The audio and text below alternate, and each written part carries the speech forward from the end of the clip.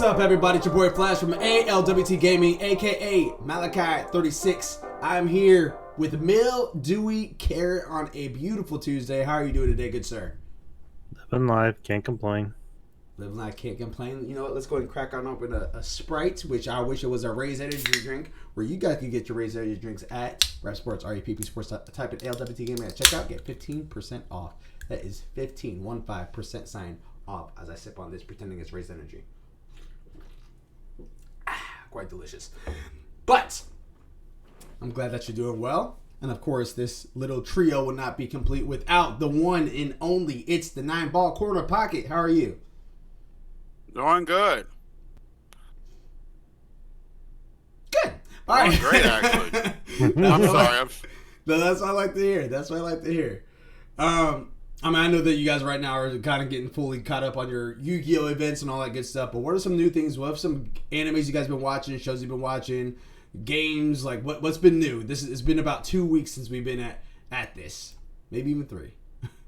Took our vacations, obviously, apparently, you know. Yeah, definitely. What about you, Mildew? What's been new with you?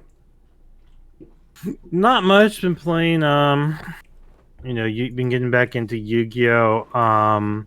Been playing Monster Hunter Rise with Gravity and my friend. Zenshin, we've been doing that. Trying to think here. What else have I been doing? Been playing V Rising, obviously. Trying to think of what else I've been playing. Playing a lot of games on PC. Planet Crafter. Because he's a freaking idiot. 9-ball? Dueling. Yeah. Dueling, man. You mind pausing that real quick? Sorry. He's in the rage mode. He's like, you ain't gonna touch this.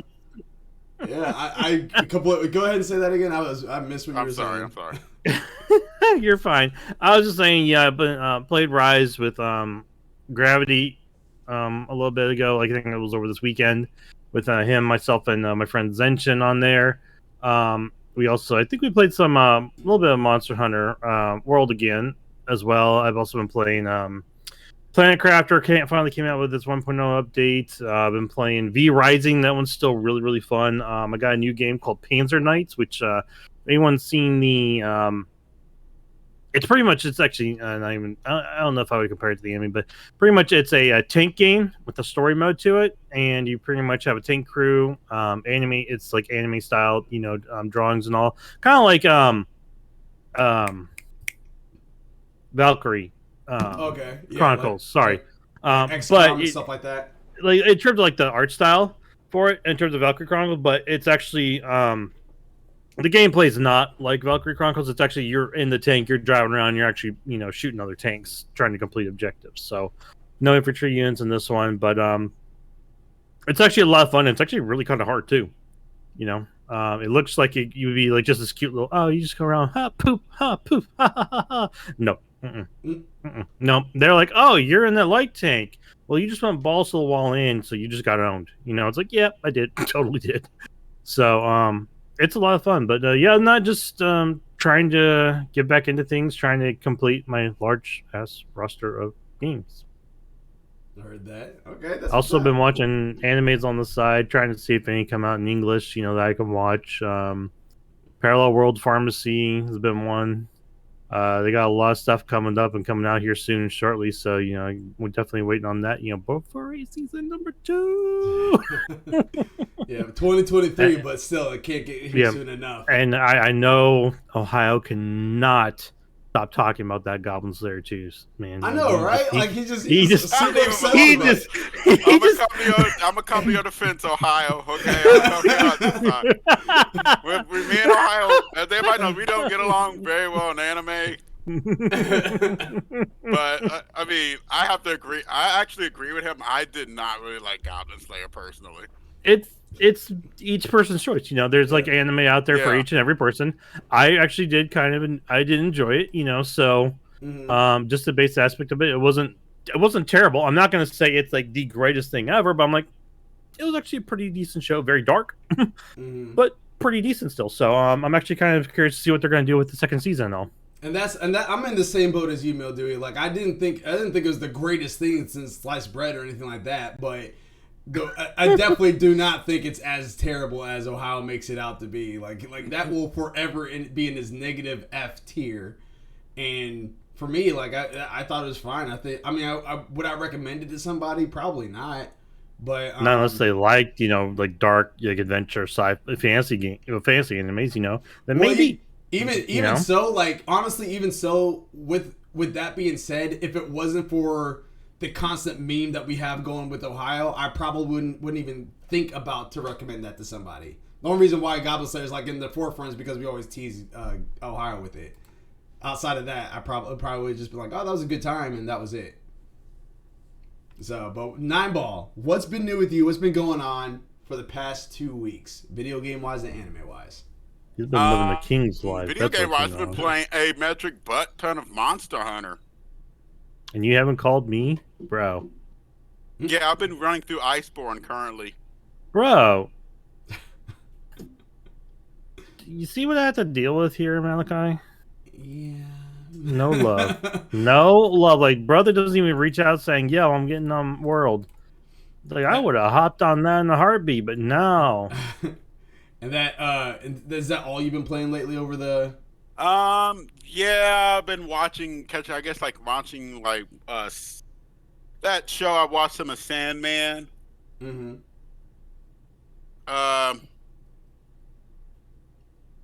Outside of that, been just...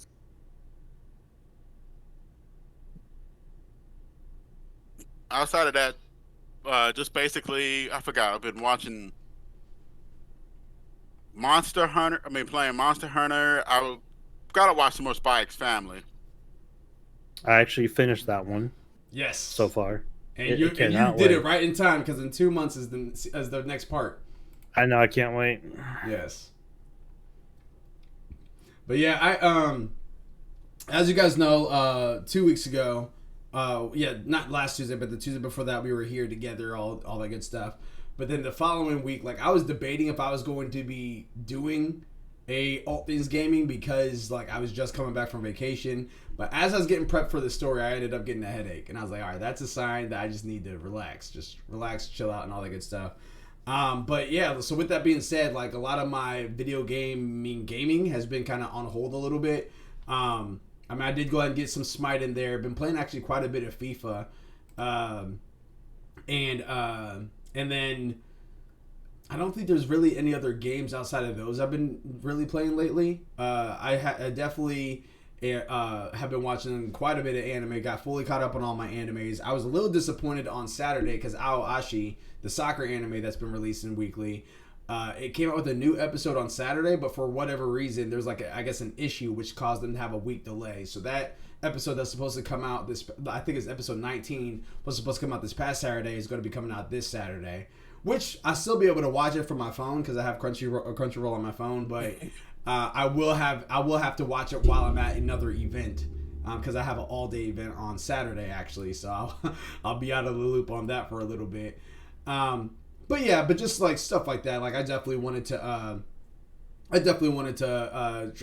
get caught up on all my animes. And then also, as some of you guys know, that me and my wife, we had took a vacation, and we were at Myrtle Beach, and actually there's like a link that's on our Facebook page and all that good stuff for anyone that wants to go check it out. It's about 11 minutes long, but it kind of highlights everything that we did. Some of the stuff that we did was like jet skiing, and we went parasailing, and we were on the helicopter ride and stuff like that, kayaking. So it was definitely some really cool stuff there that we did, and that got me in the mood to... Oh, go ahead.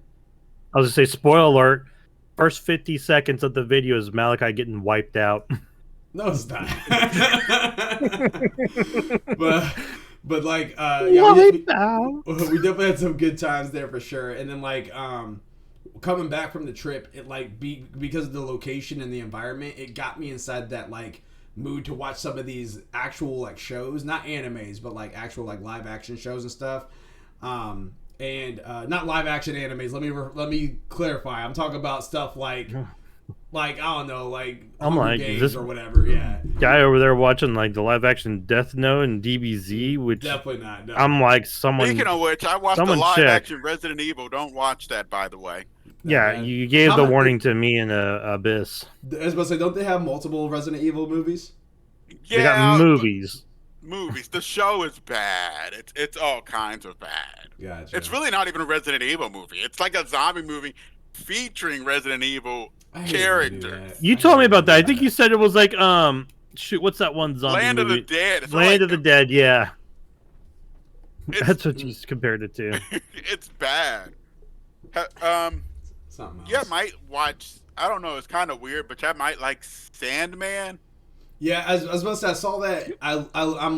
I've heard good things about Sandman. I've heard good things about Purple Rain. I think it was called Purple Rain. It's Purple Heart. I think it is not Purple. Okay, Rain. I was thinking of that Prince album. Yeah. Mike, right? Yeah, but I think there actually is. I think there actually is a movie called Purple Rain. So I think this one's called. Yes, Purple there is. Heart. There was a real old movie with Prince in it. Yeah. So yeah, that's where that song came from. Yeah, I believe it's Purple Heart is what's on Netflix right now. I heard great things about that too as well. I haven't watched that. What I've been watching lately is that there's a movie called Never Have I Ever, and it's quite hilarious. If you guys are a fan of The Office at all, the girl that plays Kelly Kapoor in The Office, the Indian girl in The Office. I know about. She's actually, Mindy Kaling is her name. She's actually one of the writers for The Office. Like it was her and BJ Novak, I think his name is. That was the guy that played Ryan. So those two were the writers of The Office. But she's the writer for Never Have I Ever, and is like a Indian like high school drama flick and everything like that. But it is quite hysterical. And season 3 came out. Is it season 3 or season 4? I think it's season 3. Season 3 came out recently, so I just watched that all the way through. Highly recommend it if you guys are into like little chick flick stuff like that. And also, what's it called? Outer Banks.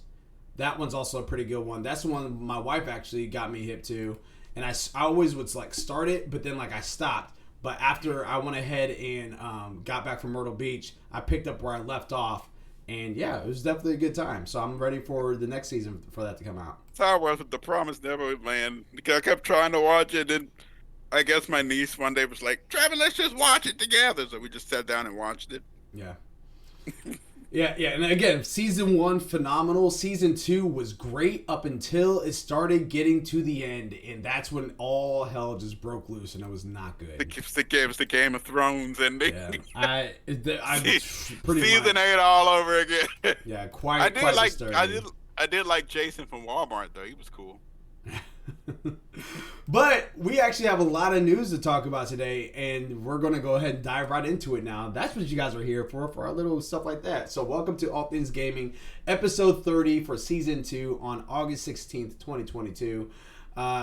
First story that we're going to talk about is the big elephant in the room. It's the big one that everyone's talking about, which is Dragon Ball Z is now in Fortnite. So this is a two-parter here. The first thing that we're going to talk about is actually how to get the mount. So Billy Gibbons from GameSpot says this in their article. Fortnite's long-awaited Dragon Ball crossover is now underway with a massive event absolutely packed full of new POIs, skins, and cosmetics to snag, and a fresh batch of utility items to check out. Those looking to find a brand new Dragon Ball themed items to use in the Battle Royale island should look no further, as well as we'll tell you about how you can score some Kamehameha and Nimbus clouds below. And how you can get those is by capsules, Bulma at the Kame house, which when I looked at the map, like if I'm looking at it from a top view, it looked like the Bulma house was like on the far right side. I know my screen is showing the left, but it's like on the far right side on that one. You can also get it from in Dragon Ball vending machines. So be on the lookout for that for when we're going out there. Capsule Corp. Yeah, Castle Corp, yep. And then the part 2 of this is Ethan Gotch from Kotaku says this. Fortnite has officially gone Super Saiyan, and players can't get enough of Dragon Ball Z stars chasing victory royals with Nimbus clouds and Kamehamehas. But they're especially into the dancing, which I'm going to pause the article right there. I did see quite a few of the dancing, and as I get your guys' thoughts of it, I'm going to try to pull up a couple of these clips because they're quite hilarious. Is that the parameters? Huh? the parameters? Well, you'll see. I'll show you. That's all I want to see. Off-brand Goku and Vegeta avatars are tearing up the internet with their new emote moves, and longtime fans are hypnotized. There is a lot going on in Fortnite's latest massive crossover event, from in-game Dragon Ball Super watch parties to Kamehameha duels. But so far, nothing tops simply watching the anime icons bust out juice or gritty. Yes, Goku's head is too big, Vegeta's legs are surely have extra wide quad or two, and Bulma deserves way more guns. That said, the Z Fighter takeover is probably already on its way of being one of the best Dragon Ball games in recent years. So, I want to start off by saying this. First and foremost, I'm very glad it's here. In fact, after the stream today, we are going to be gaming on that, maybe even streaming that, just having a good time with it and all that good stuff. And I do plan on getting the Battle Pass. Here's a couple things that I will say. I still don't think that Bulma should be one of the characters. I think that should have been Android 18, or even, was it Android 21? Is that the pink girl? The pink? Videl could have been one. I would have been fine with Videl, yeah. Like, I think I even would have been fine with Launch. Because she could have been like going as the other, well, because it was Saiyan Man and Saiyan Woman, yeah.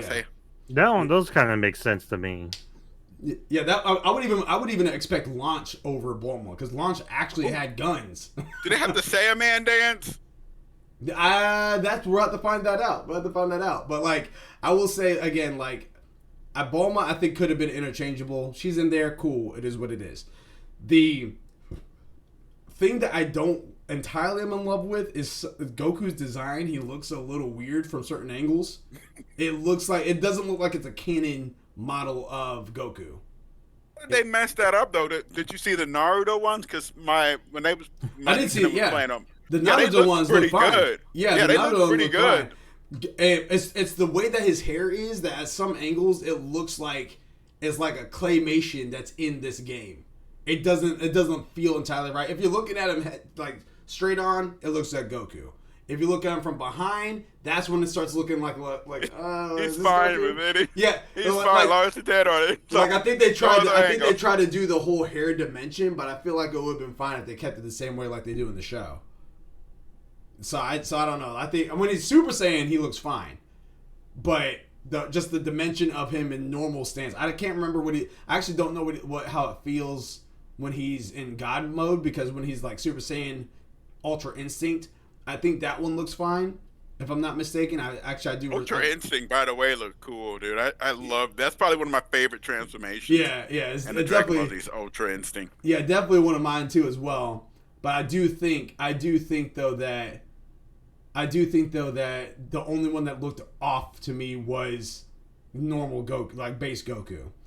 Vegeta looks good, but his head does look really big when he's doing those dances.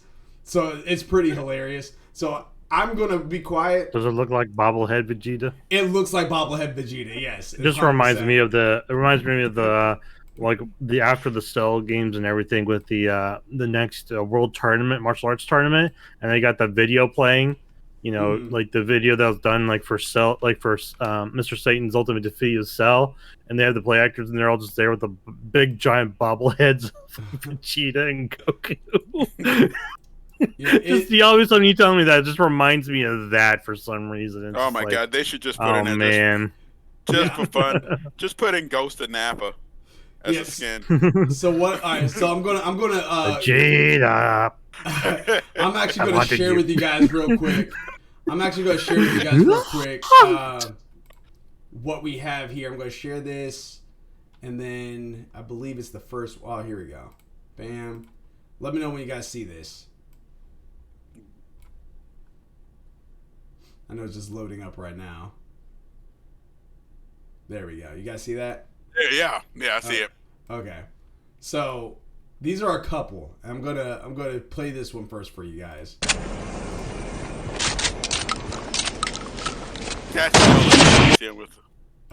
I'll just make it small.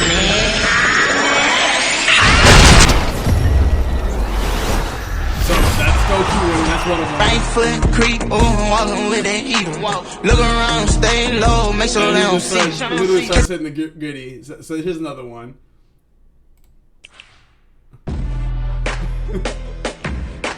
Oh, that's the deep. Yeah, that's one of the default ones, but it just looks weird Vegeta doing this.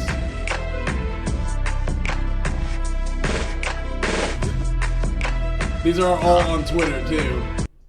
Here's another one. This is Ultra Instinct. Yeah, Ultra Instinct looks fine.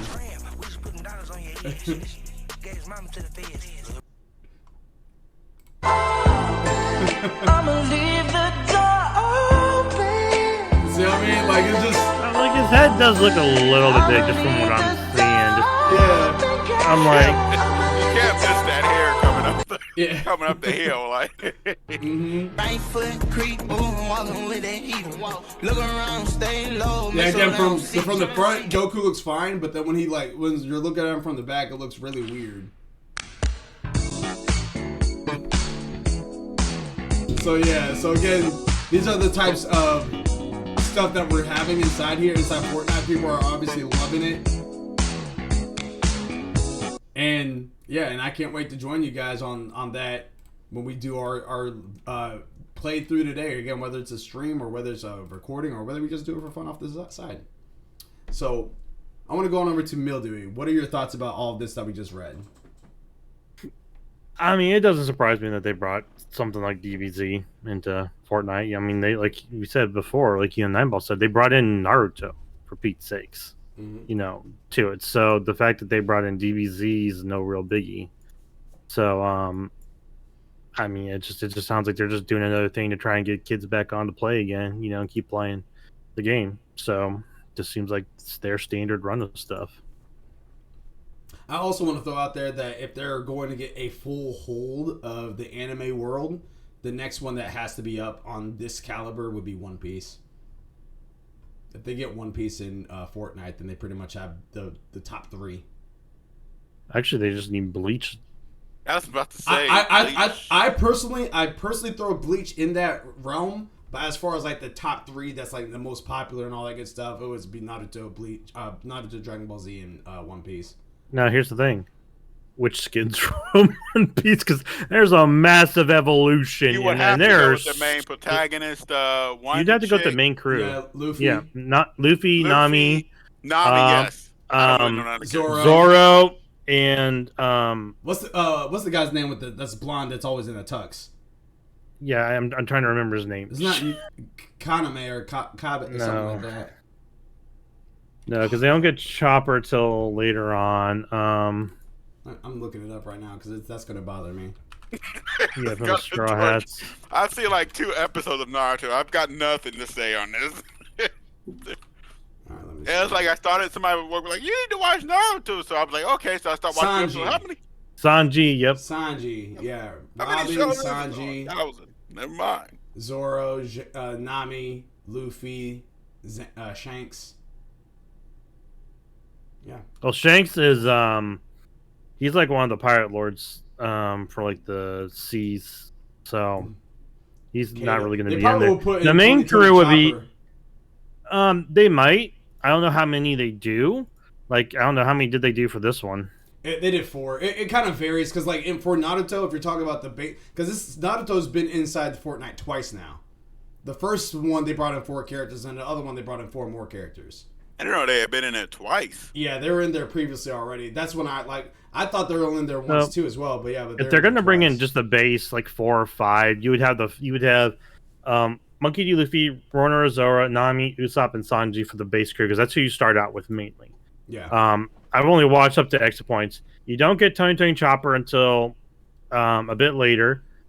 Then you get Nico Robin afterwards, and then you also get Nefertiti Vivi, but then you find out she's also a queen, like a princess of the land, which is where you also meet Nico Robin at. And then Frankie, Brooke, and Jinbei come in way later on. So I don't remember how far in, though, for the rest of that crew, for Brooke, Frankie, and Jinbei. And then, of course, they also get a new ship. So, I mean, you would actually you have, like, the ships as the flyers, too. Yeah. I think it's, like, the Going Merry and then something Sunny. for the other ship after X stuff happens. And then of course, you've got them changing, because their styles are different, between each arc, like most of the arcs. So, but that's somewhat easy to do because even with Dragon Ball Z right now, they have Vegeta, Super Saiyan Vegeta, Super Saiyan God Vegeta, Goku. They got Goku, Super Saiyan Goku, and Super Saiyan God, but also Ultra Instinct Goku. So it's definitely possible. What was Vegeta also had a different transformation at the end? He had the Instinct into, right?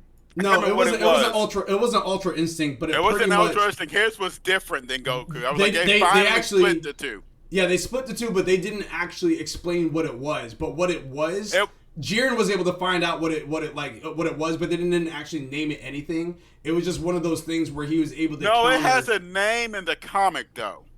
In the manga, I mean. Yeah, that's the part I don't know because Jiren was fighting. I can't remember the name of it.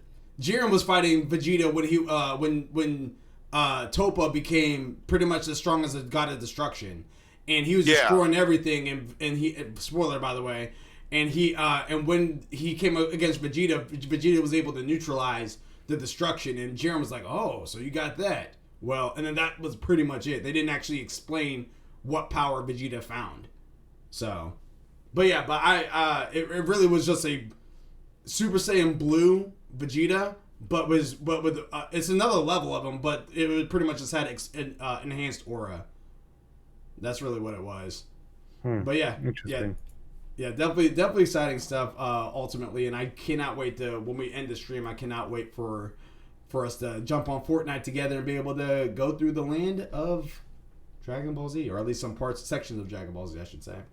I have to see if I can download it. Yeah. Story number 2 is a depressing one. Hogwarts Legacy delayed. Ash Parrish from Shut Your Mouth Verge says this in the article. Hogwarts Legacy, the Harry Potter prequel game, has been delayed for a second time according to a tweet from the game's official Twitter account. This is their tweet. Hogwarts Legacy will launch February 10th, 2023 for PlayStation, Xbox, and PC. The Nintendo Switch launch date will be revealed soon. The team is excited for you to play, but we need just a little bit more time to deliver the best possible game experience, end quote, or end tweet. This delay pushes the game from its 2022 launch date to February 10th, 2023. Back in January of last year, developer Portkey Games stated that the delay was to ensure the games received, quote unquote, the time it needs. Today's statement echoes the sentiments as the developers are once again saying the game needs more time. End quote. End story. So, I want to start off, before we go on over to the disappointment that is Mildewy Carrot, I do want to read off the games list that we have for the Fantasy Gaming League, because one of us did pick that up. And I was looking at Vegeta's Vegeta's transformation. You go, what's it called? Looks like it's Ultra Ego. Ultra Ego, yes, that sounds familiar. But I didn't read that. And it fits him so well. But I didn't read that. I didn't read that in. That was not like canon in the anime. That was if anything, that might be canon in the manga, because the manga itself does differ slightly from the actual anime. That's kind of the reason why because I was reading ahead in the manga. And I was like, "Oh, I can't wait for this to happen." And then when the manga ended up happening, I was like, "Oh, that's not how it was." So I just I'm the type of person that, like, if you're going to have an anime adaptation for it, more or less, I am usually more on board for having it to be a 1-for-1. And so if you start switching things up, that's when it gets a little weird to me. And so for that reason, I ceased my manga reading on Super at that time. But Ultra Ego definitely sounds familiar. So I'm just waiting for them to actually confirm that animation wise. But as of right now, that has yet to be done. We have for our Fantasy Gaming League. Right now, I mean, we got 4 months left, roughly. Ohio might want to pick up some games, otherwise he might lose his lead. So we're gonna go right into it. He's still got 2 slots there. Yeah, that's what I'm saying. He has 2 slots, and one of the games is still TBD if it's going to release this year. So we're going to go from first place right here, which is Moga, Make Ohio Great Again, represented by our boy Ohio, has Elden Ring, got him 31 points. Pokemon Legends Arceus, 14 points. Sifu, 10 points. Lego Star Wars The Skywalker Saga, 12 points. Marvel's Midnight Suns, pending. Teenage Mutant Ninja Turtles Shredder's Revenge, launching. 17 points. He has 2 open spots. He has a counter pick of Suicide Squad, Killed the Justice League. So, before I go into the next ones, just throwing it out there for anyone that's watching for the first time or that's listening right now on anything like that. How this works, Fantasy Gaming League is very similar to fantasy football. We all get together, we select games, we bid on games, all that good stuff.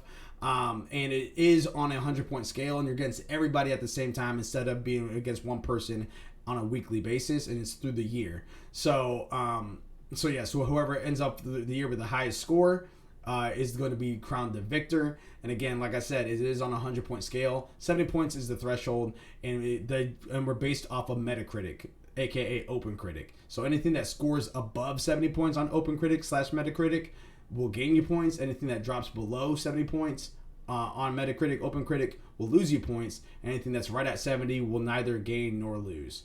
And then there was also a thing in there called counter picks, to where you can try to pick a game that's on somebody else's list, one only, and if that game does poorly, then not only do they lose those points because it's underneath 70 points, but you gain those points since you accurately counterpicked it. If they gain those points, though, if it's a good game and it comes out, then huge chance that you are not going to do well because you're going to lose some points. And then if it does not come out that year, then you actually prevented them from dropping that game to pick up another game, because you can pick up games throughout the year and all that good stuff. So I just read off Moga's list, which is in first place right now. And like I say, he has this counter pick of Suicide Squad, Killed the Justice League, which was a successful counter pick because that was on Renzokukin's list, and that is not coming out this year. In second place is Carrot Patch Inc. with 56 points. He has Gran Turismo 17. He has Gran Can he Turismo go 7. back to back? Yeah, he has 17 points. Tunic, 15 points. Splatoon 3, pending. Stray, 14 points. Salt and Sacrifice, 5 points. Advanced Wars 1+2 Reboot Camp, pending. Hogwarts Legacy has been announced. It's delayed. And then he has an open spot. Sorry. And then he got 5 points from counter picking, which is also on Renzo Kukin's list, Chocobo GP. So he has 56 points on that. Right behind him, snuffing that third place from me, is Zaka Corp. It's the 9-ball. He has Tiny Tina's Wonderlands, 8 points. Saints Row, pending. Total War Warhammer 3, 16 points. I almost said 86 points. Xenoblade Chronicles 3, 19 points. Warhammer 40k Dark Tide, pending. Score, pending. Live Alive is 11 points. That recently came out. And he has Star Ocean, The Divine Force. When did you pick that up? One of those picks I seen. I was like, I gotta go with this. I like these games. That's a pretty solid pick right there. Pending, he has a counter pick of Marvel's Midnight Sun, which is on Ohio's list, and like I said, he has 55 points. In fourth place is me, representing ALWT Gaming. I have. Oh, he picked that up. Okay. All right. I have Horizon Forbidden West. I just noticed that a game was picked up that I don't think was picked up before. But Horizon Forbidden West, 18 points. A Plague Tale Requiem, pending. Ghostwire Tokyo, 7 points. Gotham Knights, pending. King of Fighters 15, 10 points. Mario Strikers Battle League, 3 points. The Callisto Protocol, pending. Call of Duty Modern Warfare 2, pending. Bayonetta 3 is my counter pick, which is on Illuminatus Living's list, and I have 38 points. Ooh, and that's coming out. We don't know if it's this year, though. It's October. We don't know if it's actually going to happen this year. I don't think it has an official confirmed date. It had the official release date. So it says October 15th, something like that? Yeah, I believe so. Let me look. Well, it's going to come out and do poorly. I just know that.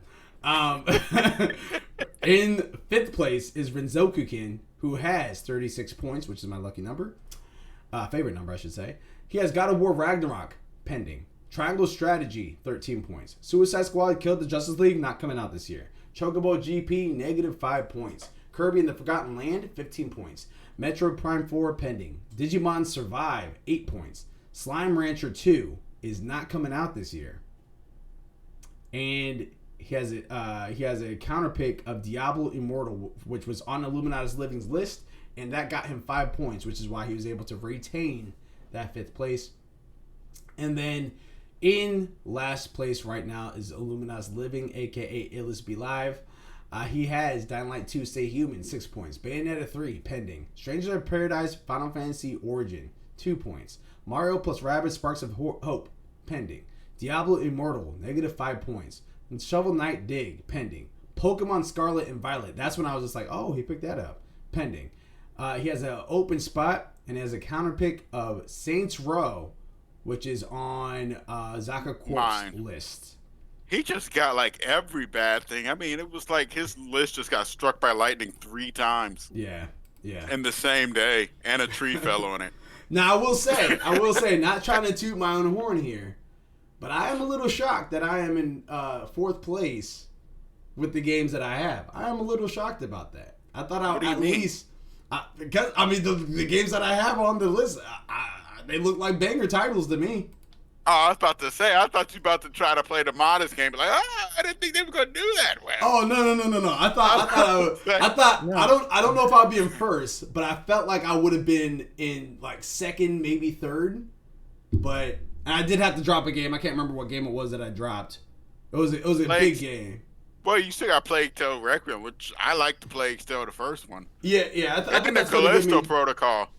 And that one I'm taking a chance on because even though it's... Taking a chance? This is the reason why I say that is because, yes, it is the same people that made Dead Space. So that is already up there. Like, it's probably going to give me some high points. But it is a brand new IP. It's a brand new entry into the space. So, you never know. That's just star power alone.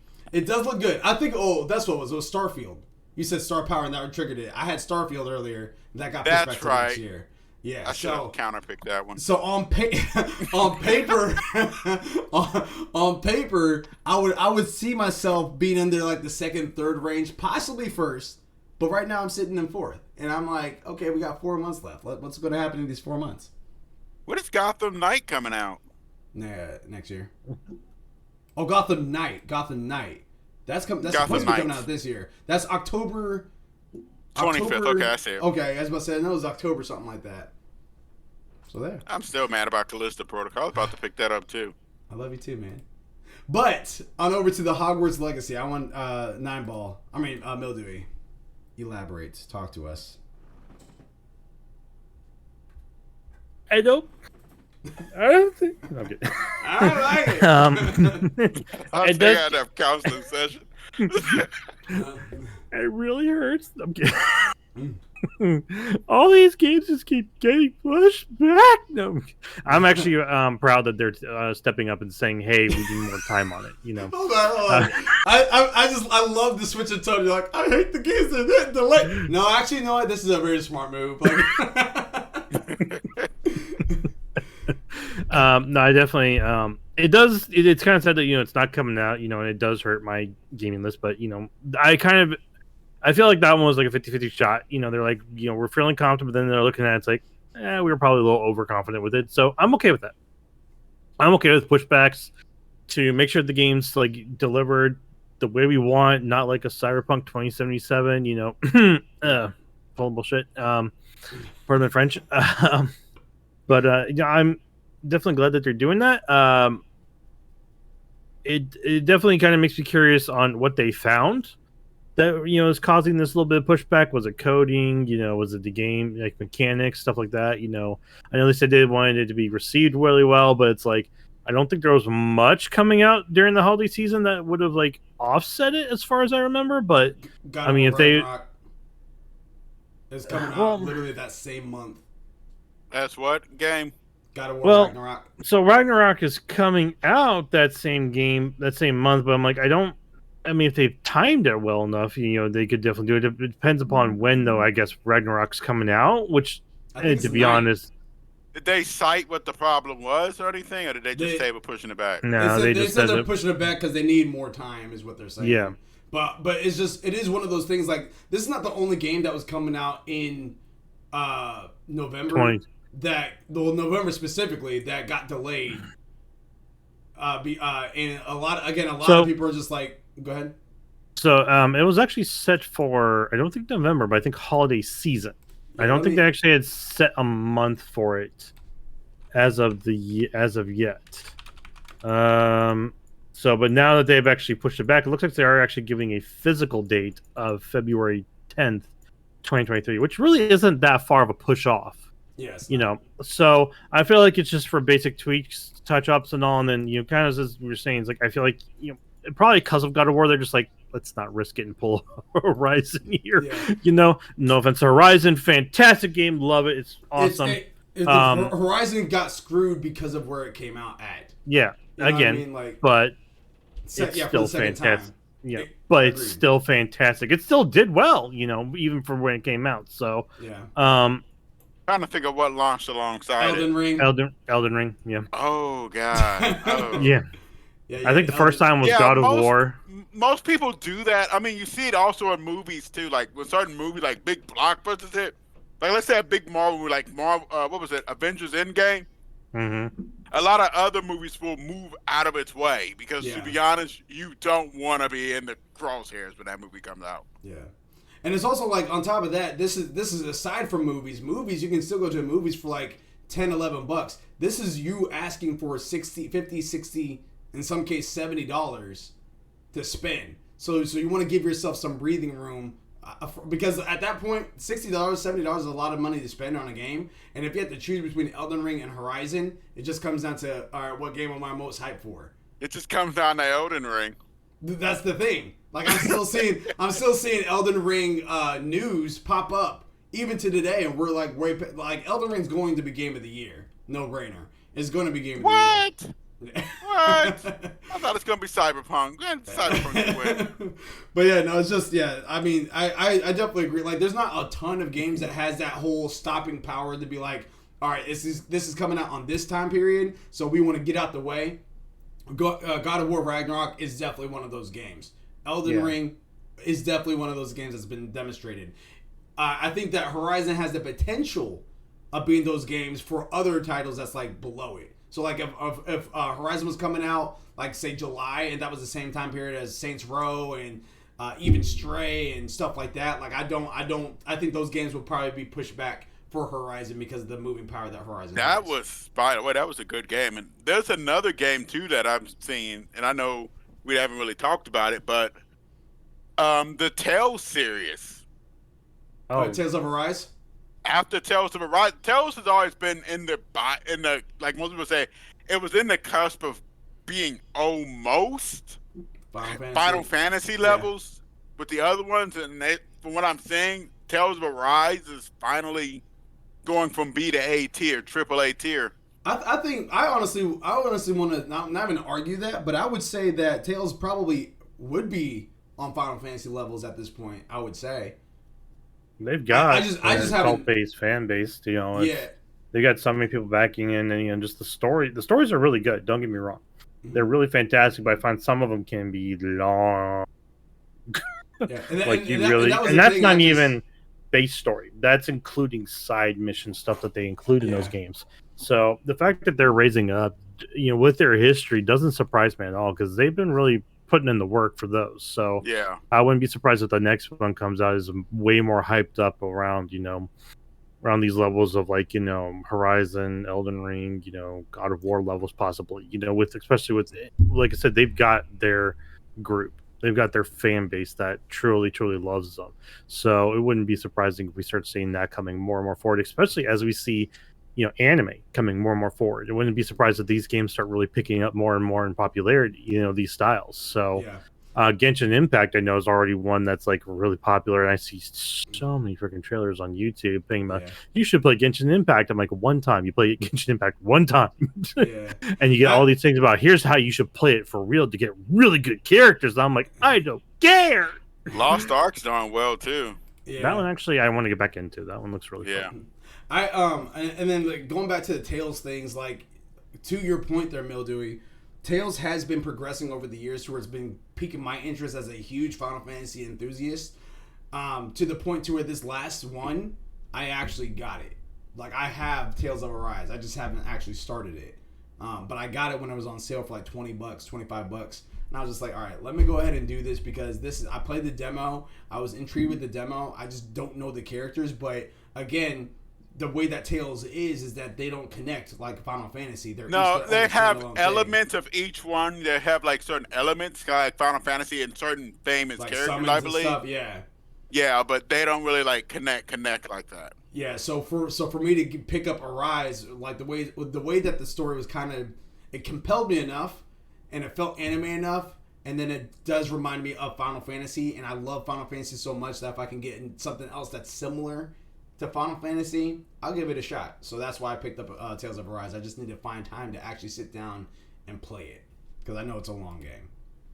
But as far as the delays, though, I agree, Mildew. This does suck. Like any delay that happens, I remember when I was burned a couple times when Final Fantasy 15 was delayed.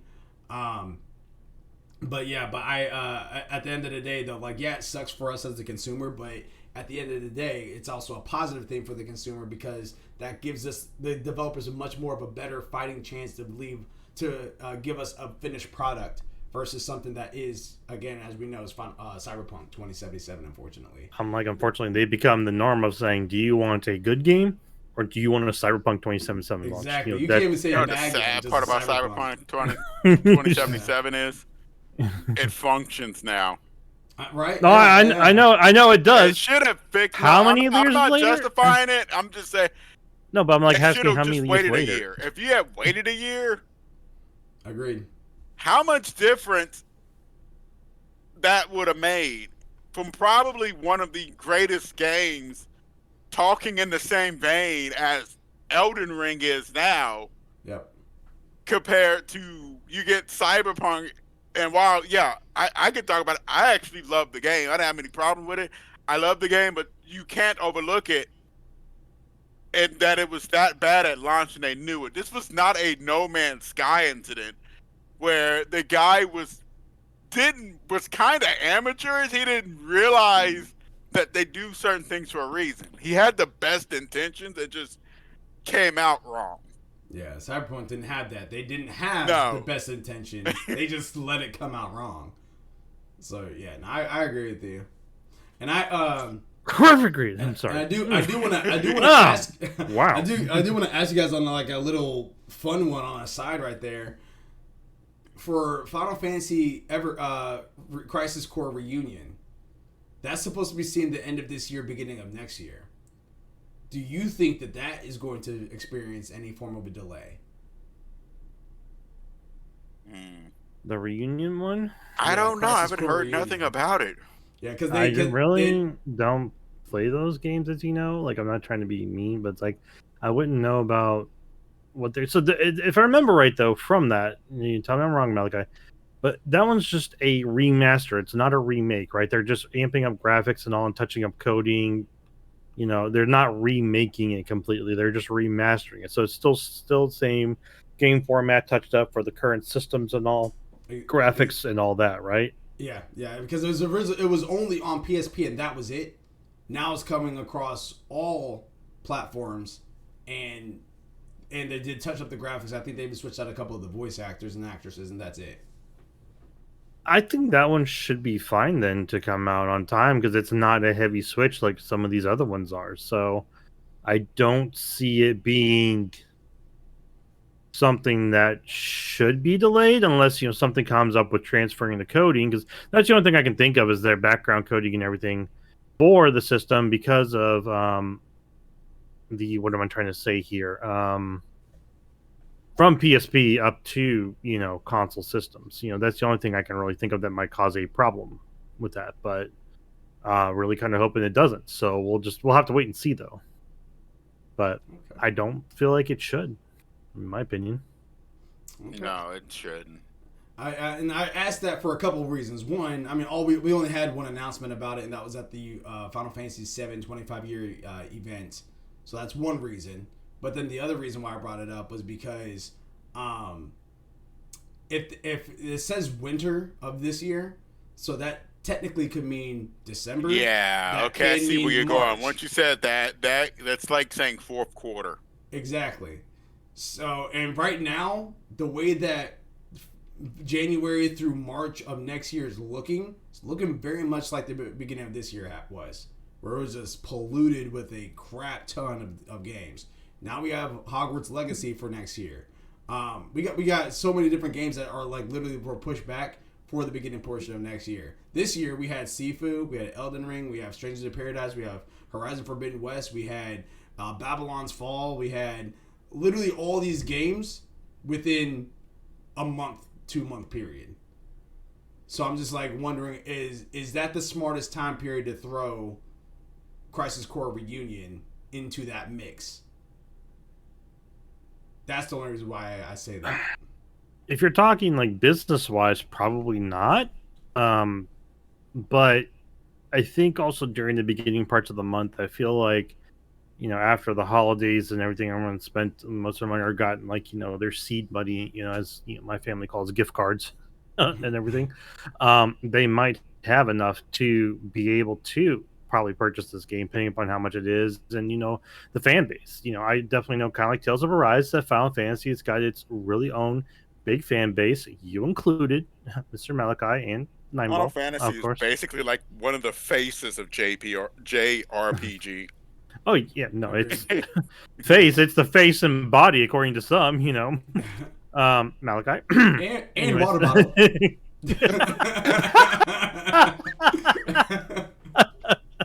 But no, I see both sides, you know, of wanting to definitely get it out there and give people time to play it, but also, you know, in terms of business size, it might not be the most lucrative, but I think it might also be too, because like you're trying to push it out there for that fan base to get them going, to possibly maybe get them ready for the next installment. I think of the Final Fantasy 7, or you know, Final Fantasy 7 remake, right? You know, the what is the name of that one? I know it's Rebirth. Yeah, Rebirth. Yeah, wasn't that one supposed to be coming soon? Next year. It says winter of 2023, so that could be the same so thing.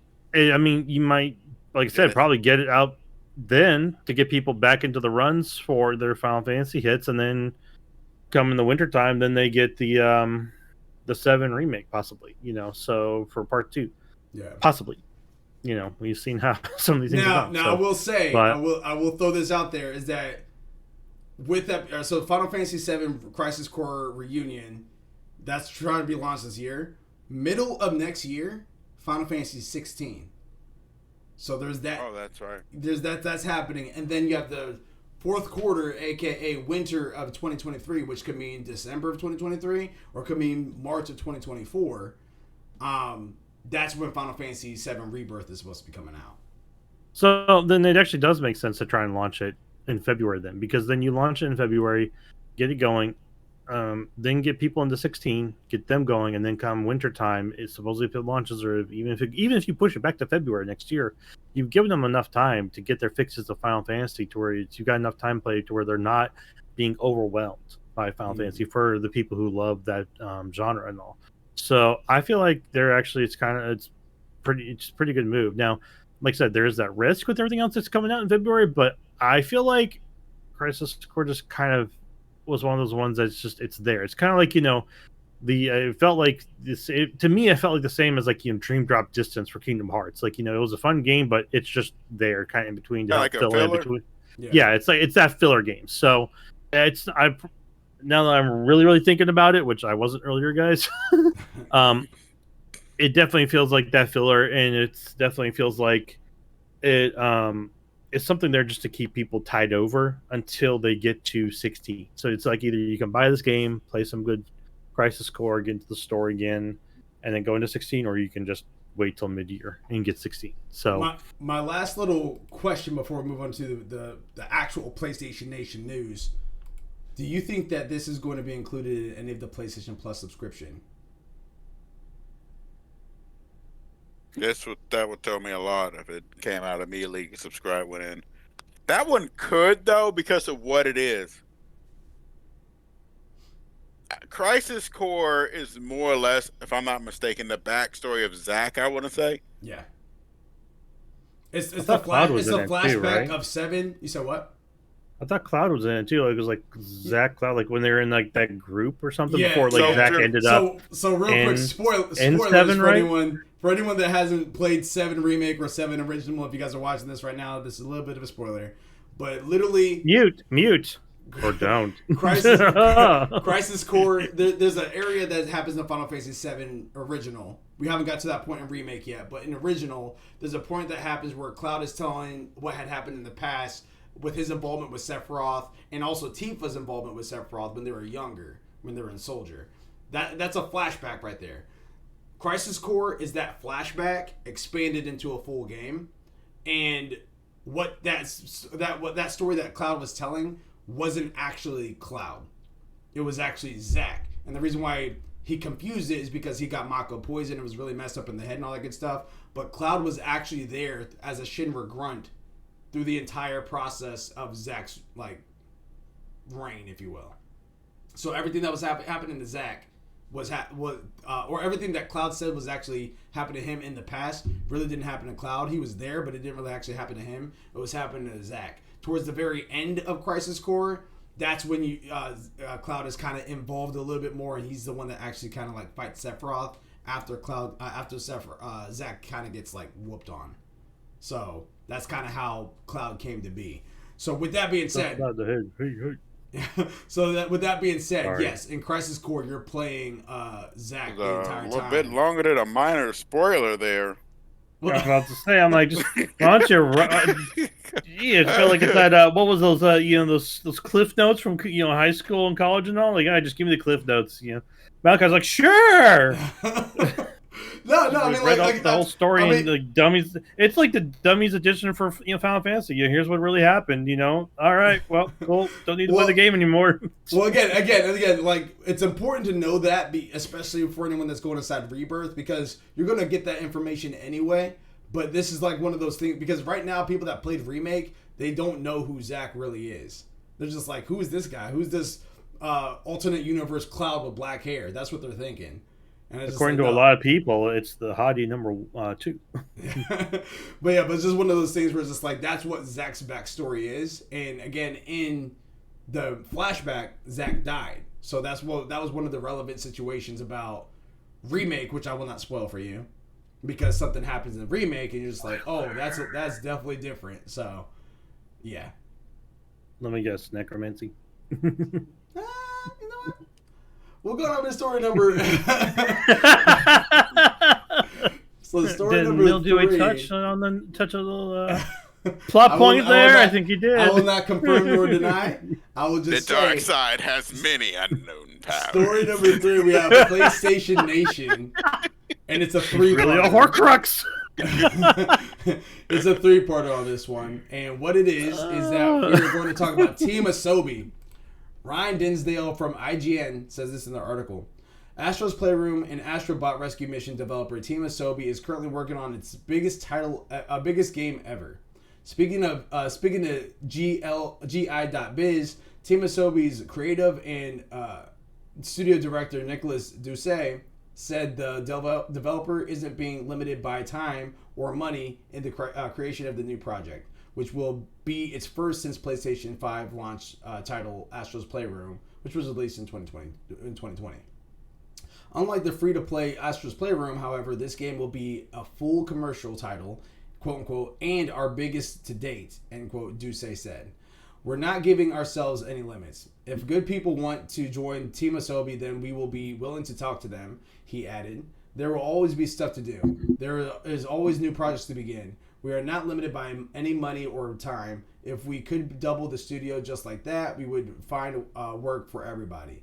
Doucet also explained around 10% of Team Asobi is always testing new technologies to use in upcoming games, commenting that the PS5's DualSense controller has become, quote-unquote, a special weapon for the development team. So, first and foremost, I want to ask you guys, did any of you guys try out Astro's Playroom at all? I haven't. Right. I really kind of need to, but no, I have not. Yeah. What about you, Nightball? Have you played Astro's Playroom on your PS5? I've never touched it. Gotcha. I played a little bit of it. No, I just wanted to see what the tech demo was like, because this is before I even got official games for the PlayStation 5. And I'll tell you, man, it's actually a pretty good time. There's a lot of mini games in there that's pretty fun. It kind of shows you a little bit more of the history of PlayStation in general. So you'll see some stuff like there's an area where your little bot, if he double jump and he has lasers coming from his feet, those were the Blu-rays, which is actually kind of cool that they did that. And there's like I said, there's a lot of good nods that's over to like PlayStation 1, PS2, PS5, PS Vita, PSP. They definitely kind of touch base a lot on stuff like that, which is nice. And then they have the little challenges and all that good stuff, which actually me, Hey It's Abs, and Gravity, we were trying to really hard to kind of get our levels, our times down, taking turns when we were playing the PS5 way back when. I can't remember exactly. I think they were over at my place, or maybe I was over at their place. But I just remember we had a great time with it, and it was just a lot of fun. So if you guys have yet to actually check it out, make sure you guys are. It's free. It's again, tech demo as part of the PlayStation. You guys can always try to check it out. But as far as a new game, I mean, have you guys played any of the Astro Playrooms or Astro Bot Rescue Missions at all, or anything like that? Nah. So essentially, we're lame. No, I went straight balls to the wall and popped in. What was that game? Returnal. I heard that. Yeah, Learn by experience. What did I play? I think it was like on the Spider-Man. Oh yeah, I think just went balls. I went webs to the wall on that one instead of balls. Although I think I've been sometimes I slammed those against the wall. But it's funny you brought up Spider-Man. That's a good segue because we're kind of, since you guys haven't played, swinging into the next story here, ladies and gentlemen. Duo Spideys. Alex Hopley says this from Game Rant. Says this in the article. When Marvel's Spider-Man launched for the PS4 back in 2018, it gave fans an authentic web-slinging experience, complete with an interesting narrative and plenty of villains to fight. Both general audiences and critics gave Marvel's Spider-Man strong reviews, and the game proved to be popular enough that players were demanding sequel from Insomniac following its release. Last year, Insomniac confirmed Marvel's Spider-Man 2, which was on its way. And since that announcement, many have been constantly speculating on what they might see in the upcoming game. The first trailer for Spider-Man 2 teased a lot, including the appearance of Venom. The symbiote is one of the many iconic Spidey villains expected in Marvel Spider-Man 2, but some are wondering how Peter Parker will be able to stand up to so many powerful enemies. This has led many to believe that due to the existence of Miles Morales and Marvel's Spider-Man, that a co-op feature will be available in the second game. Thanks to some data miners, it seems that there may be some proof of that theory. Twitter user D-Tamp, I'll just say that, recently showed off some screenshots of the code of Marvel's Spider-Man Remastered with its PC port of the 2018 title. In those screenshots, there is a clear reference to co-op as something in the game's code, alongside what could be a competitive feature as well, including labeling either Peter Parker or Miles Morales as a superior Spider-Man. So again, all speculation. We saw, it looks like from data miners, it looks like it's kind of like hinted that they were playing with the idea of multiplayer co-op. I know the last reports that we were discussing last year, when they had showed it off, they said that it was a single player experience. It wasn't anything that was going to be multiplayer. But as we know, things could change moving forward. I mean, Ghost of Tsushima for the longest time was single player, and then in October they came out with the multiplayer function, which is the Ghost of Tsushima Legends. You know what I mean? So very well could be something that's there. But I want to hear your thoughts. Nineball, what do you think about this? What do you think about a multiplayer Spider-Man? It's very doable. To be honest, if it's done right, it'll be excellent. I'm looking at Steam, and currently, I almost forgot, it's topping Steam charts. Yeah, that's one of the games. I believe that. Received an overall overwhelmingly positive. I lost connection. 96% positive. Nice. And this is about 13,000 user reviews. It's actually not bad. If done right, yeah, it's going to be really good, and I think they will do it right. I need to really play it and beat it all the way through. But it looks good. It plays really good. It introduced the new Spider-Man to Miles Morales, and everybody knows about the Spider-Verse. Mm-hmm. So you've got a huge library. And as for rogues, galleries of villains, you could go Venom. Venom's can be a pretty good one. You have plenty of other villains though to go with, Yeah, depending on how far they want to go. Yeah, I mean, I think when they were like the person that was talking in the trailer for Spider-Man 2 was it Huntsman or something like that? Oh, I can't remember his name. It's great. No. Starts with an S. Who was it? Graven, not Skraven. God. What was it? The Spider-Man trailer, right? Yeah, yeah. Because I think Skraven sounds right, but it also doesn't. It also doesn't. I can't. It wasn't Taskmaster, was it? No. No, Taskmaster was in 1. Sorry. I'm trying to remember who you're talking about. Yeah. It's not Raven, was it?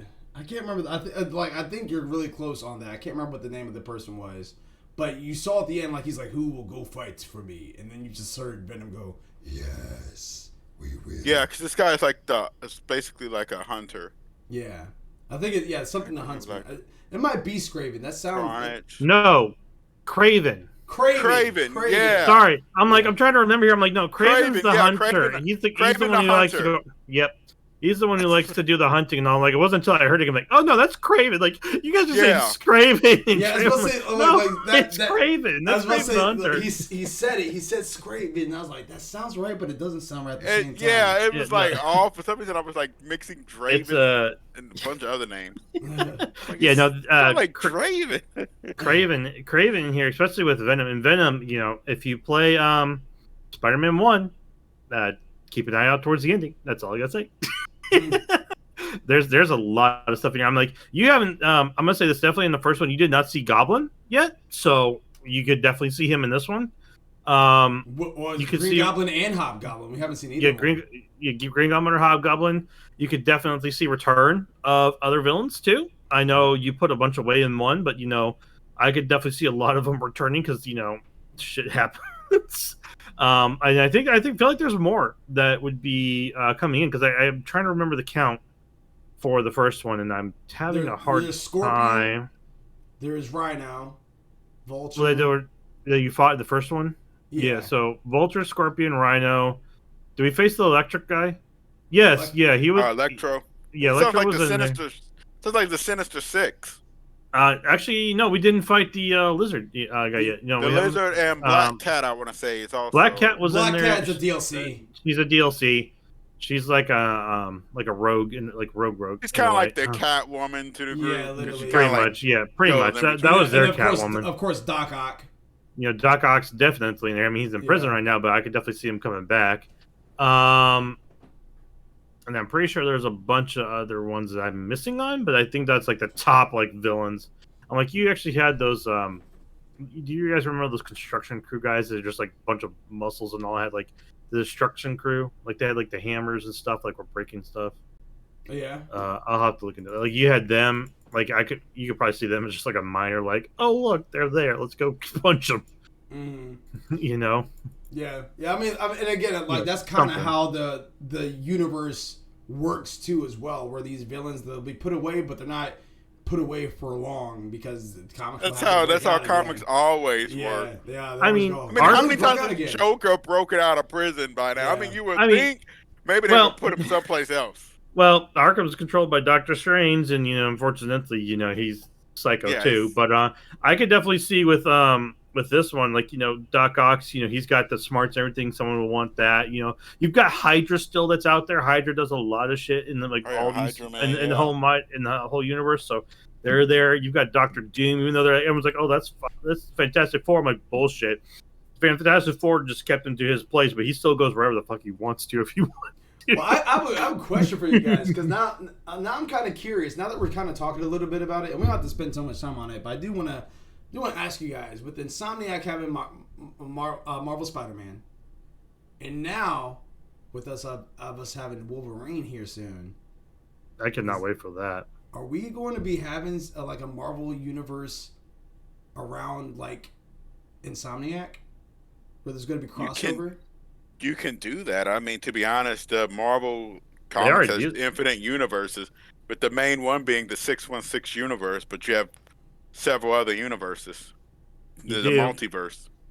And there's actually a lot of animes that actually show the crossovers too, like with the X-Men for mutants, and then also the superheroes and all, with the Avengers and all that. You've got different versions of the Avengers too, and then like we're seeing now that they've got different characters in the comics and all, or even the shows, where it's like they got the different gendered versions of a lot of these superheroes in Godzilla. Yeah. So, for example, on the Batman Who Laughs, you had the Drowned, which was a female Batman that has like what? Aquaman. After she killed Aquaman, she took his staff. I mean, there was actually the universe in the one movie with the Flash, where actually he broke the time barrier accident and went to a complete alternate to where Batman wasn't actually Batman. It was actually his dad, because actually Bruce Wayne and his mom got no, it was where Bruce Wayne and his mom got shot. So his dad is actually the one that survived.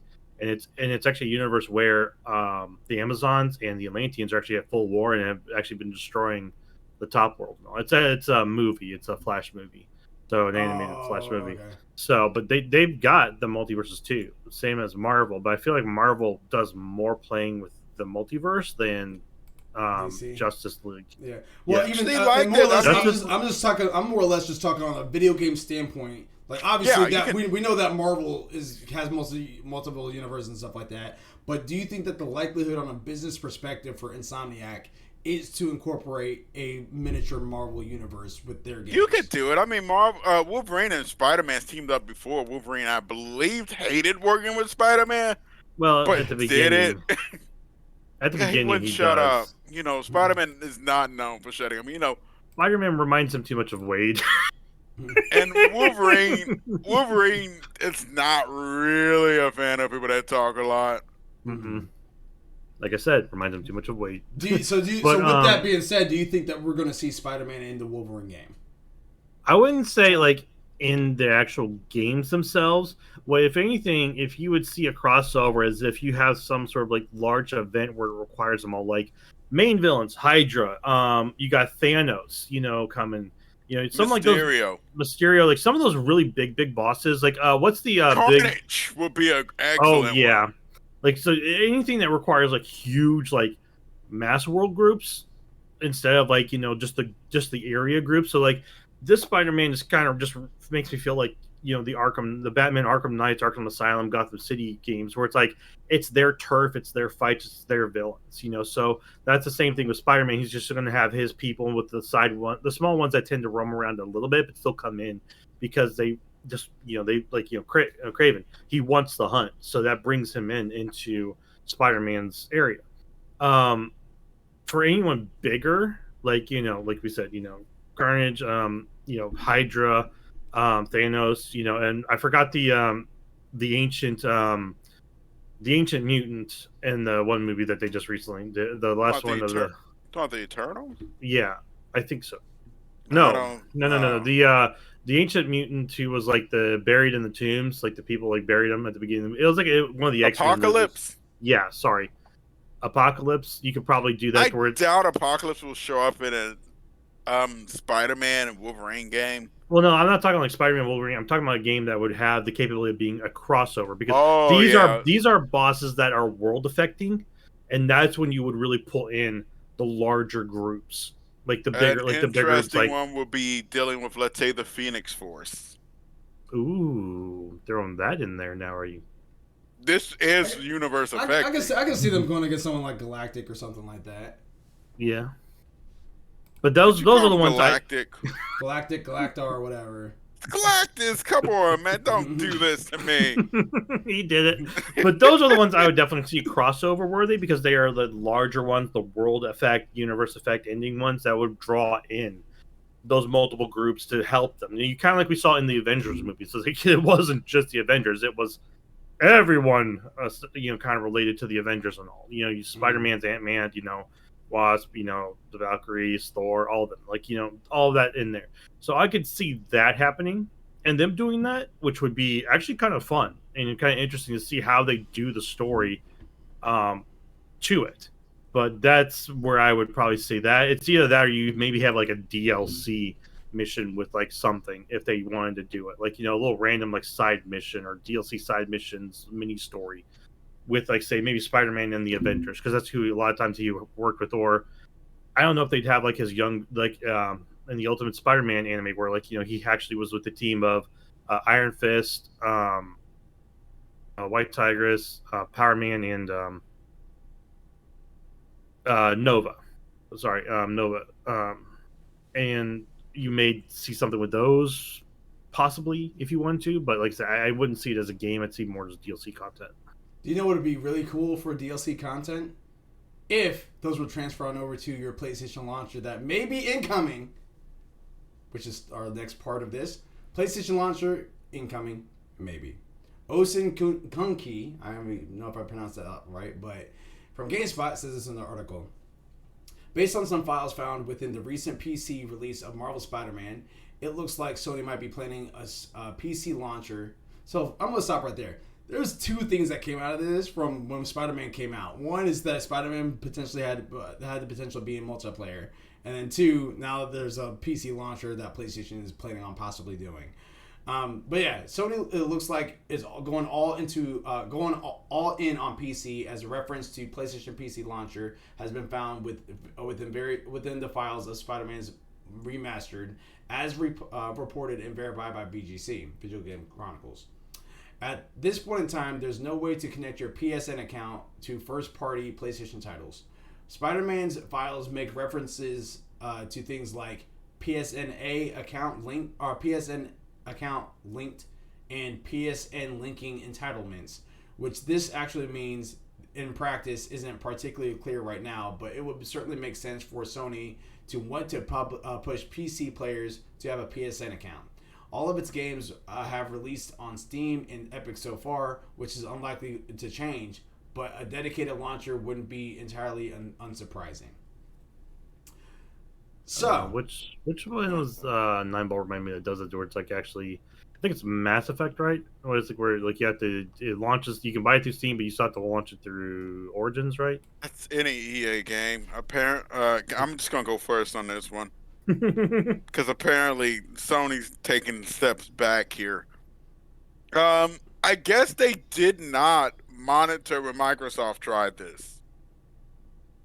They've launched maybe 2 games. Really, the thing about it is, PCs have enough launchers already. Nobody wants another launcher. I don't want to launch my game and then have to launch PlayStation to play my game. what do you mean? So okay, if it's anything like EA and Ubisoft is terrible about that too. That's who it was. Ubisoft, in order to play, like, let's say I want to play Watch Dogs. You launch your Watch Dogs, then it logs you into your Ubisoft account, which launches your Ubisoft launcher. Now you gotta wait for that thing to launch just to play. I shouldn't have to have 3 or 4 launchers. I don't think they need another launcher. To be honest, they're fine. If they want to put it on, fine, but I feel like if they're gonna do it, they really need to take a page out of Microsoft's book. You don't need, I hope they don't force it on you when you play any of their games. I should not, like, let's say the launcher comes out and God of War Ragnarok comes out.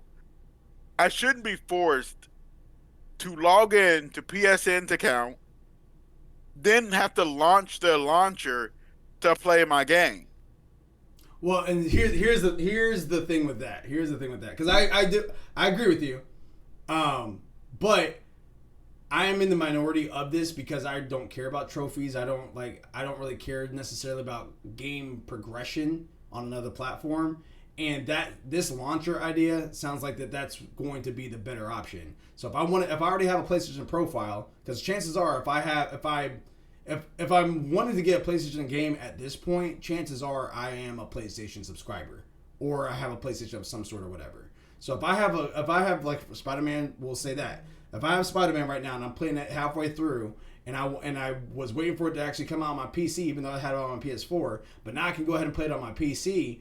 Instead of me having to start from scratch through a game that's through Steam or Epic, I can just log into the PlayStation launcher, upload my game from there, and then just have the progression carry on over. I'm not saying that that's how it works, because right now that's all theoretical, because this doesn't even exist right now. But there is that possibility of, if I cared about trophies, then I can have my trophies on my PC. If I cared about cross progression and cross save and stuff like that, I can do that now on my PC and / Steam Deck.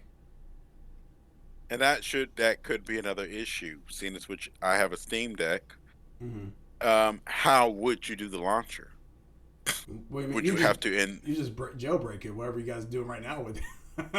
No, I'm not jailbreaking. I put PlayStation launcher on there just to play the Spider-Man I bought on Steam, and I don't have a PlayStation. Let's say I don't have a PlayStation. And that's the thing. So like, if you don't have a PlayStation account, then honestly you're just going to be starting over anyway, and you're going to be starting from the beginning anyway. So that doesn't really even affect you.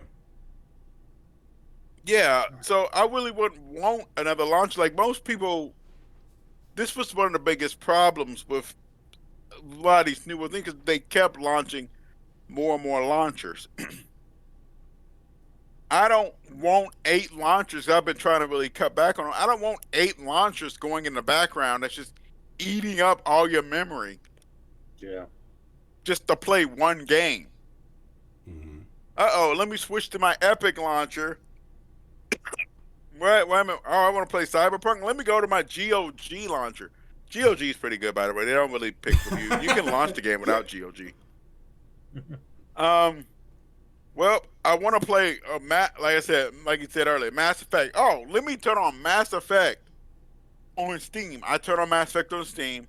It turns on EA. Just to play Mass Effect. And now I can't play Mass Effect. You want to know why I can't play Mass Effect? Because EA's got an update. Which I don't know why that should matter for it. I see where you're coming from.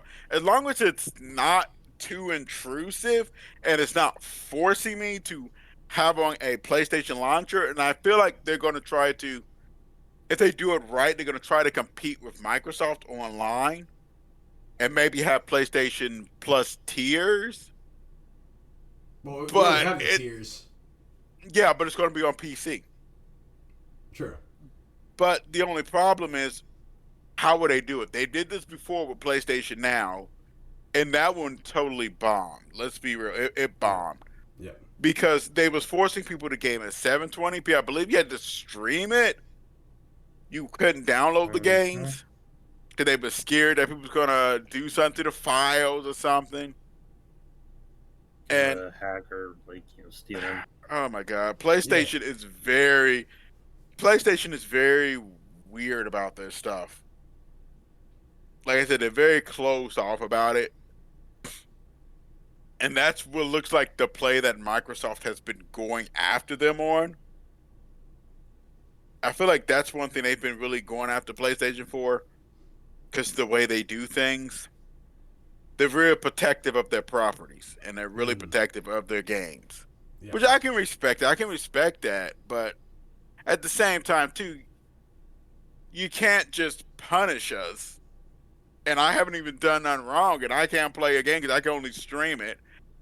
And I don't want to be stuck streaming because, somebody was talking about this, because they say in like Europe and other countries, they have excellent streaming and stuff all over, but in the United States, speeds are not all consistent. Yeah. Like you're having winds in Texas? Good luck. And if I have, for example, let's say relatives over, like last month I had my nieces and my sisters and all of them, my family was all here. Everybody's on the internet.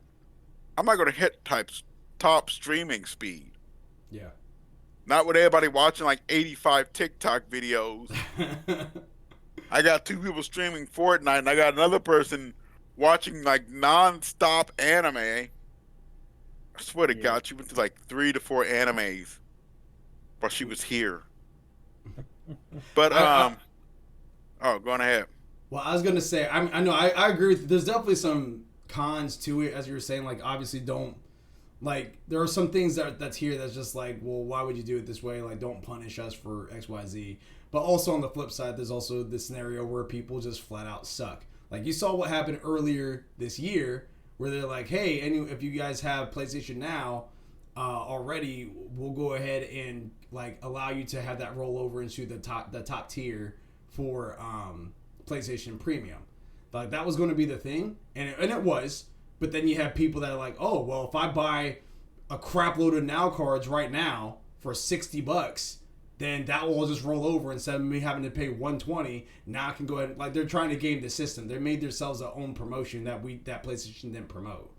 You know what I mean? So, like, in that case, people were scheming, and they thought that this was going to work because they thought they can cheat the system, and PlayStation's like, no. So I get the part what you're saying is about like don't punish us, but at the same time you can't give full trust to us either, just because of the bad apples that's out there. Yeah, but it's a way of going about doing it. The way they was going about doing it was so bad, it's not even funny, because you can't, like I said, the consistency of speeds online is so bad. There's no way you're going to stream constantly at 1080, 60, even maybe not even 720, 60. And let's say you're playing a fighting game. Input lag is a big deal in fighting games. Yeah. Lag in general is or let's say I'm completely streaming all of Final Fantasy 14, killing in a dungeon. I lag out. What happens? Congratulations, you just been banned from like 15 different like groups, companies, colonies. Even your grandma's calling you up, going, "What the hell? You are the weakest link. Goodbye." That's funny. But yeah, if they do it right, it's not terrible. It's just it has to be done in a proper way. So far, like I said, Xbox, they introduced themselves slowly, because first they tried to force themselves in. The community pushed back and would not buy their games, and then they started finally putting them on Steam and allowing people to buy them on Steam, but also just have the Xbox if they want it. I feel like Sony can take a page out of that, to where you can put the Sony thing, as long as it's not forced and it's not eating up a bunch of resources when it's minimized, which is very important, because I check that a lot now with my new system, because I noticed that on my older one, because I was noticing slowdown. I started seeing what all the high impact ones. I think Epic was terrible with theirs, because that thing ate so much. I haven't put Epic back on yet, but like I said, if they're doing it right, they could put the option of maybe PlayStation Premier tiers on there, and maybe put like a competition for Xbox. Yeah, possibly. I do. I mean, ultimately, you said something that honestly I think that all organizations in general just need to try to improve on, because at the end of the day, it's a business is going to make business moves so they can make money. Because even right now, like, yes, Xbox has more titles that's on Steam, that's on Epic and stuff like that. Cool.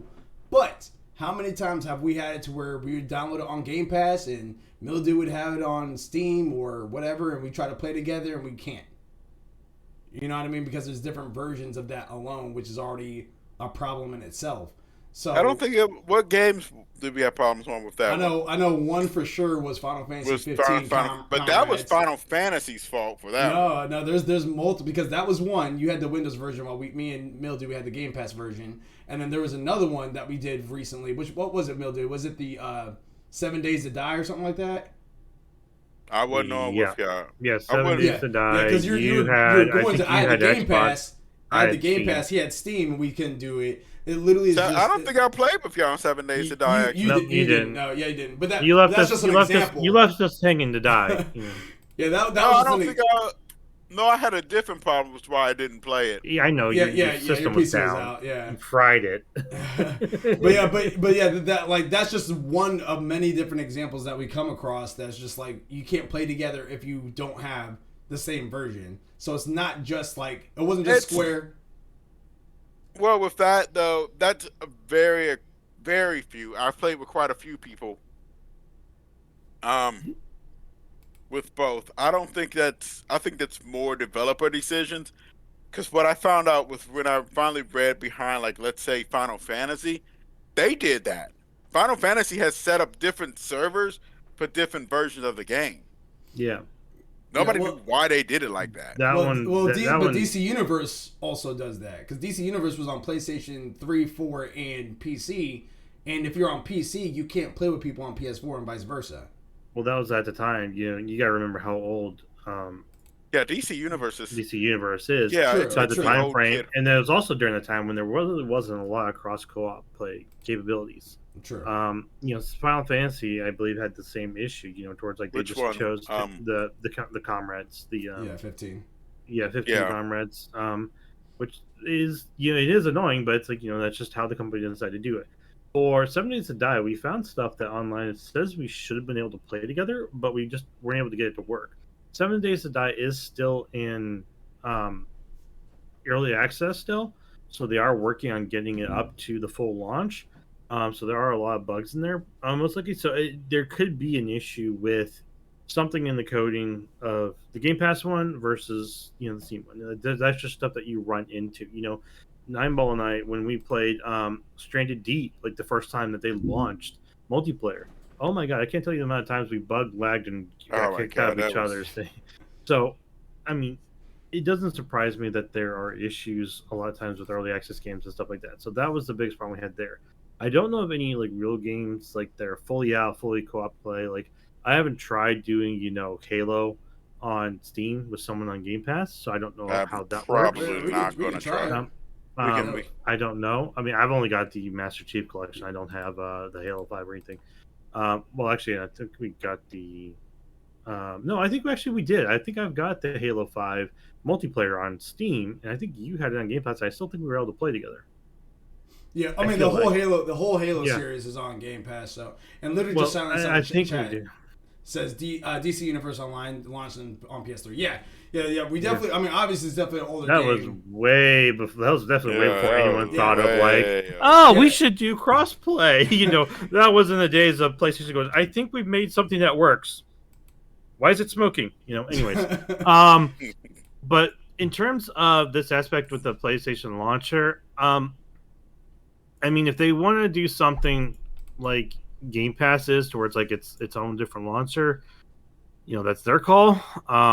It wouldn't affect me too much. The only thing I gotta say is just definitely please work on the compatibility between what you put on the PC to what is on Steam, because that's going to be a really big factor. Because that's I think something that Xbox is still playing with. And as Nigel said, it could be a lot of times it could be down to the developers, but I feel like that's also down to them coding for two different systems. So I don't know how the setup for Steam and Game Pass is, and to allow that connectivity into the two.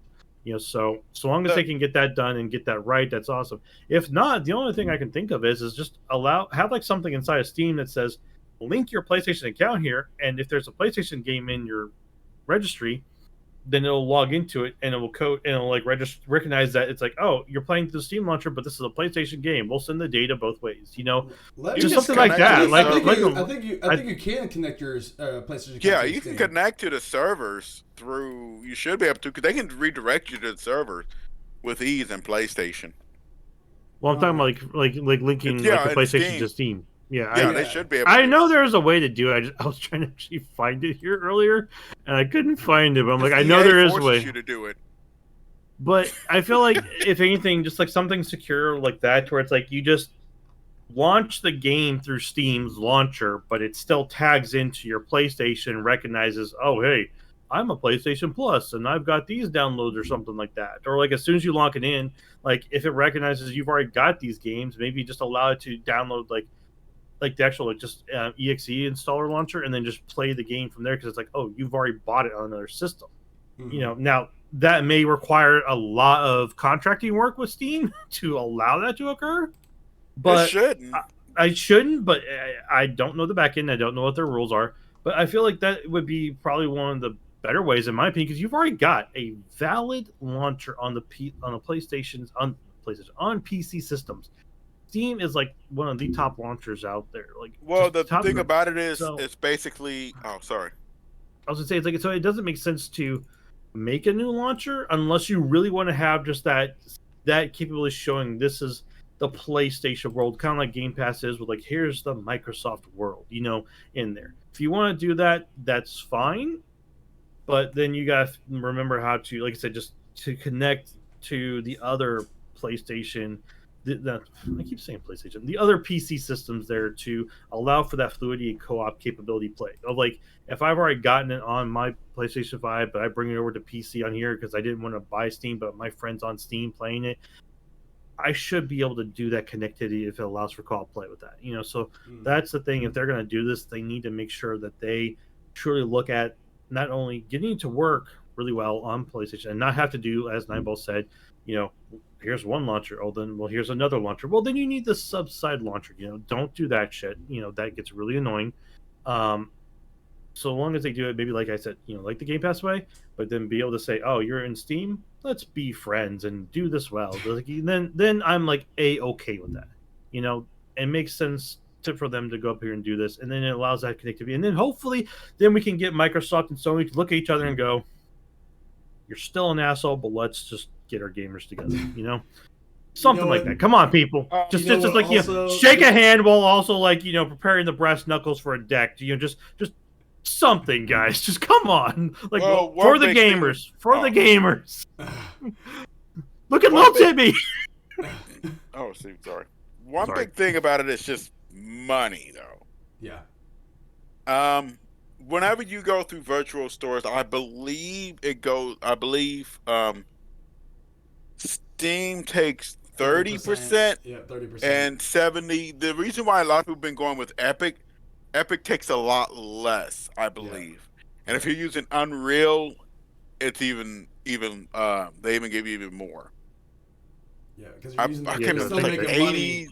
Yeah, they're still making money through their using their resources. Yeah, if you go through, let's say, PlayStation, they would get 100% of the revenue. Like when you buy a game off, let's say, the PlayStation Store, it's 100% of the revenue. That's why sometimes I don't listen to like EA talking about, oh God, we're having all these problems, and I'm like, we don't got $48 million, and it's still not. You're getting 100% of the revenue. This is why they've switched over to digital. Digital actually gives them a lot more money than disc. Disc is, I believe it's like 45-50% went to them. Because remember, then you got to buy the disc. Yeah. You got to get the company to sell it. They got to copy the things on the disc, and then they got to send it to the brick and mortar stores, which they got to give them a cut too. Yeah. Transportation, selling the game. Middlemans, Yep. And you got middleman managements, and then like you said, construction of the disc. So yeah, now discs were definitely not cost effective. So a lot of people are definitely seeing I don't care. I'm still about my disc. Yeah, I like this. No, I love the hard copies too. Because here's the thing: is it's like for a lot of people, like Gravity recently had this issue when we were playing Monster Hunter. Remember, like he's like, oh, I've got the disc version, but he also didn't have the PlayStation Plus online, so he couldn't play with anyone. But that also just shows like if you don't have the PlayStation Plus online, but you got the disc versions, like you can still play. You can still play your game solo and still do good and have fun. So there is the benefits to discs, and then not discs, but then of course everyone's like, well, I bought digital and it's all fully downloaded. I'm like, but what if it's wiped? What if it got wiped out? What if you deleted it, and then all of a sudden your power goes out and you got no internet? But actually, you got power, but your internet went out. But you can't download that game again. You don't have internet. Yeah. So you can't play it. Then you go play something else. But it's like you don't have anything to play. You got Fall Guys. Well, you can't play Fall Guys. You don't have internet. So it's one of those things where I know I'm throwing out a lot of horse shit. That was a very very specific. It sounds like something happened to you, dude. We're not going to talk about it. There's some memories you're not telling us what's going on. Something like that. Linda just said, it says the second they allow downloads for game licenses purchased on another platform, they reopen themselves to easier pirating, as consoles/PCs won't have the availability to verify as heavily on cross-stream or cross-system. And that's the biggest concern with them is the pirating. Oh, please, aspect, that's not. I've seen people play with Dunevero and all that. Most people crack those codes in like less than a day. Or if they're gonna pirate Gravity it, inside they're the gonna pirate chat it. just says, or Sony loses licenses to a game you already own digitally. Which I think we actually had a conversation about that previously, but it was like with movies or something. I don't think it was with games, but it was with the movies. I think me and Gravity talked about that a little bit previously. That sounds about right. Yeah, the biggest issue with the online with digital aspects is you're not buying the full license. No, you have the game. You're getting the right digital. Use it. Yeah, it's called. I think it's like digital rights. You have a digital license. Yep. So the only problem is it showed up a couple times to where a couple games were completely removed to the point you couldn't even re-download them again. And that's what Gravity's talking about. Is that if the company loses I want to say it was a Telltale game. I want to say Telltale. It was the Telltales. Yeah, I think it was. It was one of the Minecrafts, I believe, or something. It was the Minecraft. Yep. No, trust me. I've got the original disc game for it, and they stopped. It got completely removed off Steam because Telltales went down. Yeah. So, but yeah, no, they got fully removed. So there's that risk too, So that's like you don't get a refund for that, as far as I'm aware. You don't get that refund, but you also don't get the license. So that's actually when you create your Steam account. One of the things some people don't read is that, or they gloss over, is that you don't have that full right to resell these games. You can only refund them within the X amount of time with a refund policy of I think it was X amount of days and then X amount of hours played. 2 hours played. We had the issue with the 7 days when I bought it for you, but that's fine. I consider an investment well done if I can get you back on. But you can't resell, you can't sell your accounts or anything. You can't trade it out or anything. You could literally lose out on hundreds of thousands of dollars if you even try. So you're locked in with it. So that's the only downside. I remember the return policy on GOG though. I think they have a better one. I think it's 14 days or something. Yeah, I mean, it sounds about right. Steams wasn't bad. It's just that if you start playing it, you want to make sure you're playing less than 2 hours. Ooh, Mortal Kombat Trilogy's on sale. Sorry. Story number 4. We'll go ahead and go on because we're actually a little over. So story number 4, Gamescom opening night live details. So just kind of going through this one somewhat quickly. Jason Finelli on GameSpot says this in the article. Gamescom opening night live will kick off the annual European Gaming Convention once again on August 23rd. So literally a week from today. The event will be hosted by Jeff Keighley, who has teased over 30 world premiere announcements throughout the event. Opening Night Live for 2022 will be the first live in-person online Opening Night Live presentation since 2019, following 2 years of online-only live streams. Tickets are available for those attending with 2 years of online-only live Gamescom in Cologne, Germany. So I'm not going to pause it. All right. At the event's official website. The opening night live stream will begin August 23rd, 11 a.m. Pacific, which is 2 p.m. Eastern Standard Time. The live stream, according to the above tweet from Jeff Keighley, will showcase, quote, 30-plus games in a 2-hour show. Previous ONLs have featured announcements during the half-hour pre-show as well, but a pre-show has yet to be confirmed for 2022. So we won't be live reacting to it. We'll just be reacting to it because it's going to be happening at 2 p.m. Eastern Standard Time. So when we start our stream on Tuesday next week, we're just going to be reacting and maybe even come up with some predictions, all that good stuff. Well, we won't do predictions because we technically should have done that today if I'm thinking about it now. Yeah, we should have done it today, but that's okay. Well, we'll go ahead and live react to it, see what new games are going to be showing for us, and just kind of talk about it. Literally Just Silent says, I own a bunch of PS4 games that don't exist on the store anymore, but the file still exists on Sony's servers, so I can continually re-download it to those various consoles. Again, one of the reasons why I like having the disc model of the PS5. Not saying that it'll always be the case, but it's interesting for sure. Yes. Again, it's just a little sense of security right now. And again, we own the actual disc itself that is in our possession. If they decide to have the digital files removed, that's a whole nother story. That's a whole nother monster. But something that I have to give GOG credit for, because to be honest, when they give you your game, you can also give you the exe file to reinstall it anytime you want. Oh, that's nice. Interesting. Yeah. So that's what we'll be doing next week. We'll be reacting to, not live reacting, just reacting to ONL next week. And then our live reaction to live reactions, facts, bars. And then a couple fun ones for you guys before we actually segue on over to Fortnite. There's a two-parter, Madden This, Madden That. The first part is Eddie Mackey from GameSpot says this in the article. Madden NFL 23 is set to launch in just a few days, so August 29th for anyone that does not know. And if you pre-ordered a certain edition, it already has. But with the August 19th date approaching and Xbox Game Pass continue to gain popularity, players might wonder if the games is including the service in the services library. It isn't, but there is a little bonus you can get if you're subscribed to Game Pass Ultimate. Madden NFL 23 is a full-price game that won't be included on Xbox Game Pass or Sony's new version of PlayStation Plus, nor any other subscription services for games. However, Game Pass does offer early access to Madden NFL 23 in a roundabout way, assuming you don't play for too long before the launch day. So, little rumor out there or a little speculation that Madden may be coming to Game Pass at some point. 23, that is.